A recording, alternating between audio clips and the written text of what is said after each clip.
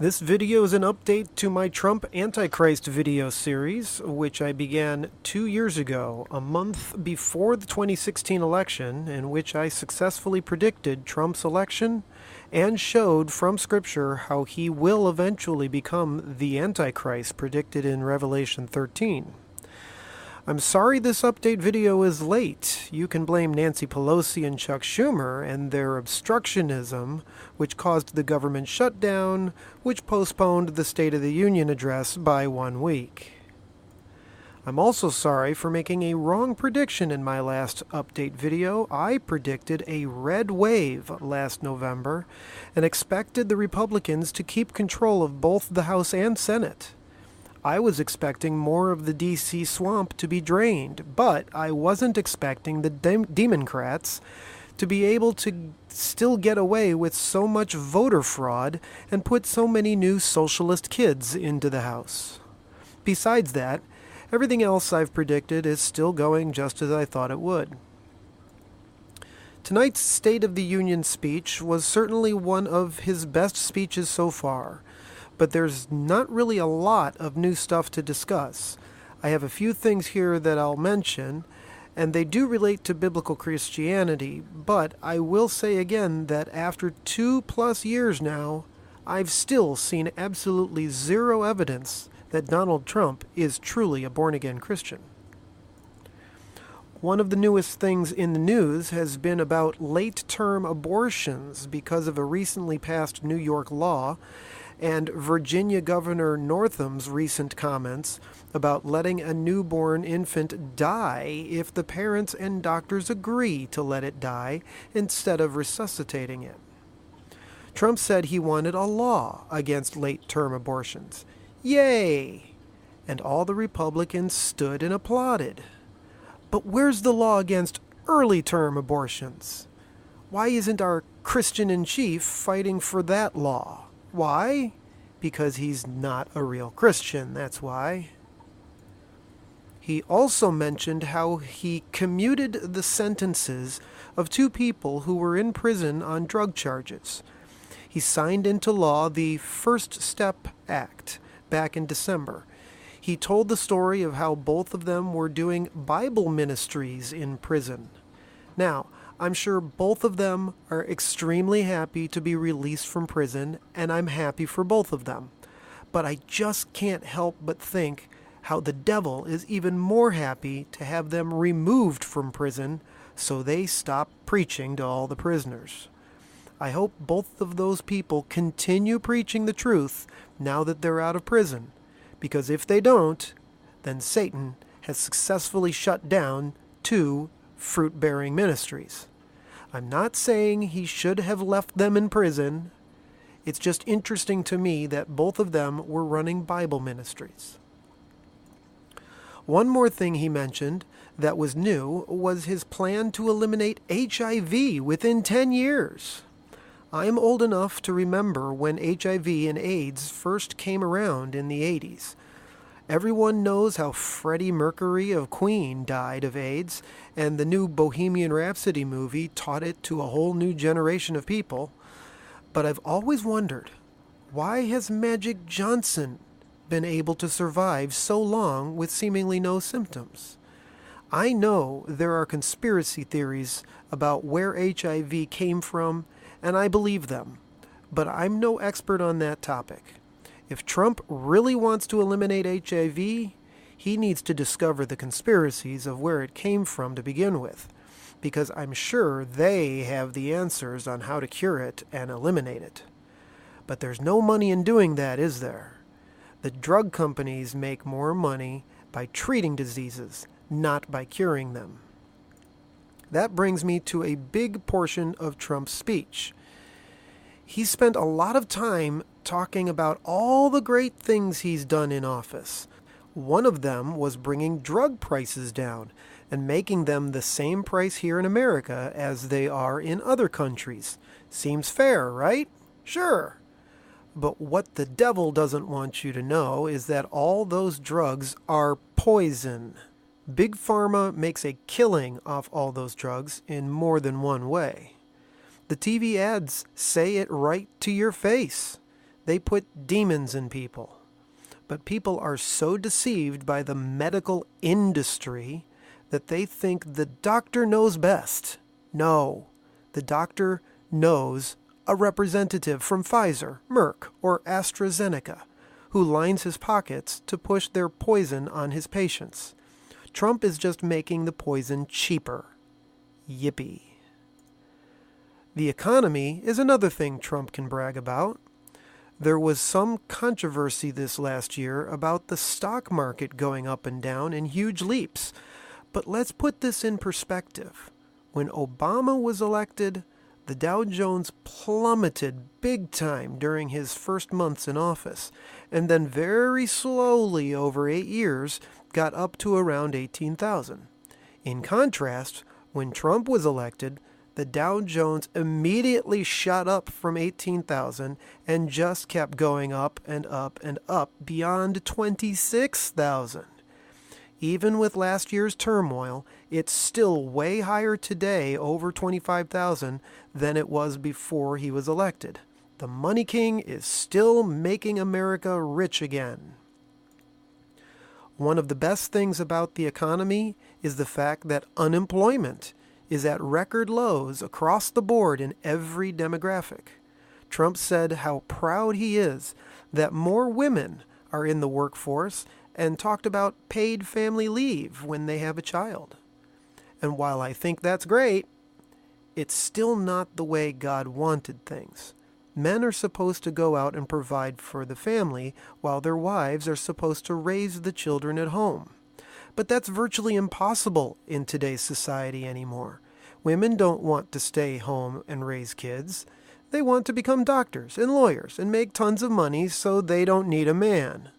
Everything is backwards today from the way God originally designed things. Another thing that is helping with the economy is Trump's renegotiation of trade deals with the world. Instead of all our companies going to China or Mexico, Trump is bringing them all back to America. The old NAFTA is now the USMCA. China has been confronted on stealing our intellectual property, and a new trade agreement with China should be right around the corner. I've mentioned in my previous videos about Trump building the most powerful military in the world. It's the same thing that the Roman Empire did, called Pax Romana. Well, that's going just as planned too. Trump said, "Great nations do not fight endless wars." That's very true. They don't. They win them quickly with such force that nobody dares challenge them ever again. Peace through strength equals Pax Romana. One more thing that Trump mentioned was how he officially recognized Jerusalem as the capital of Israel and opened our American embassy there. While I expect this to become a much bigger deal in the future, so far it's just the beginning with not much consequence yet. But this will be significant later on. Jerusalem is Mystery Babylon. I'd also like to point out here that the papacy hasn't become an issue yet either, but it will in the future. They are the second beast. The Pope will be the false prophet. As the speech went on, it was still quite clear how divided our government really is. The Democrats constantly refused to stand or applaud for a lot of things. But when Trump said something about more women working, the Jezebel chorus, all dressed in white, cheered and danced in their seats as if they were the reason for the increase. It wasn't you, ladies. It was Trump. He brought all the new jobs into the country. He brought female unemployment down, not you. I am truly astonished by how blind Democrats really are. Too many demons in them. And it's all because they don't believe the Bible. Forgive them, Father, for they know not what they do. But hopefully our government can still get something accomplished now that the House is controlled by Nancy Pelosi's Jezebel chorus. One thing they should be able to agree on will be infrastructure. They were supposed to work on it last year, but there was nothing ever done. If anything should be a nonpartisan issue, It should be infrastructure. It will be interesting to see if the Democrats are so petty and foolish to even obstruct legislating new infrastructure laws just to continue in their Trump derangement syndrome. But if they do, it'll just make it even easier for the intelligent Americans to re-elect Trump in 2020 and vote out more swamp creatures. I can't wait to see if Ocasio-Cortez gets re-elected in 2020. If not, she can always move to Venezuela. No, wait, even they rejected socialism. Trump only said one thing about the Mueller investigation. He called it a ridiculous partisan investigation. And I agree completely. But the thing that still bugs me about this is that even though there has been absolutely zero evidence of any collusion between Trump and Russia, there has been a ton of evidence that the Clinton Democrats were colluding with all sorts of people to do voter fraud and steal the 2016 election from Trump. Why is the Department of Justice not prosecuting Hillary or Comey or anybody else? Lock them all up. I also find it very suspicious that the word collusion is the word the media constantly uses. Why? Because they don't want to use the word conspiracy. Why not? Because they've already demonized that word by labeling people like Alex Jones as conspiracy theorists. Conspiracies are real, people. For instance, one thing Trump didn't mention in his speech was global warming. I mean, climate change. I mentioned in my first year update video that the country had just gone through some of the coldest weather ever. And guess what? It just happened again this year. A polar vortex just last week caused such severely low temperatures here in America. Trump did tweet something about it last week, mocking global warming, but he's not falling for Al Gore's scam. Yes, the Earth's climate is changing, but it's not caused by man. It's caused by God, and it's happening to the entire solar system, not just Earth. Swindlers like Al Gore are just trying to capitalize on it. Here's another one. Trump did tax reform last year, right? Not really. The scam still continues. Watch the videos I posted in the video description below. I also noticed that Trump didn't seem to mention Justice Kavanaugh like he mentioned Justice Gorsuch last year. All the controversy about Kavanaugh was pretty disgusting. I don't know if the guy was really guilty or not, but I find it very hypocritical how the fake news and the Democrats insist on believing Ford about her story from the 80s, but they are trying desperately to not believe Tyson's story from 2004 about Virginia Lieutenant Governor Fairfax. They just believe what they want to believe. Also, Justice Ginsburg seems to be questionable on how long she'll remain a Supreme Court justice, which will give Trump a third nomination. That will be a big deal, but I still don't think they'll overturn Roe v. Wade. Lastly, the biggest controversy has been about the Mexican border. Coming soon, we will see if Trump is forced to call a national emergency to build the wall. I think it might happen, and it needs to happen. We have one country to the north, a friendly country in a cold climate.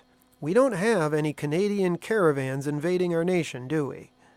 But south of America, we have at least 20 different countries that aren't exactly the friendliest of nations. How many Canadian terrorists have you heard of? Me? None. How many drug traffickers or sex traffickers or MS-13 members are coming from south of our border? A lot.